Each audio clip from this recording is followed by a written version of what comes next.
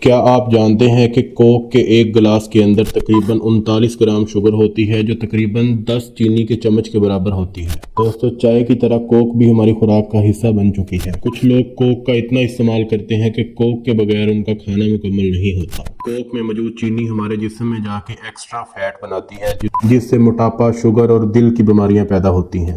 کوک میں phosphoric acid موجود ہوتا ہے جس سے ہماری ہڈیاں کمزور ہوتی ہیں اور ہمیں کیلشیم کی کمی ہو جاتی ہے۔ کوک میں موجود فاسفورک ایسڈ ہمارے دانتوں کی اوپر والی تہہ کو مکمل تباہ کر دیتا ہے جس سے ہمیں ٹھنڈا گرم لگنا شروع ہو جاتا ہے اور دانتوں کے مختلف مسائل شروع ہو جاتے ہیں۔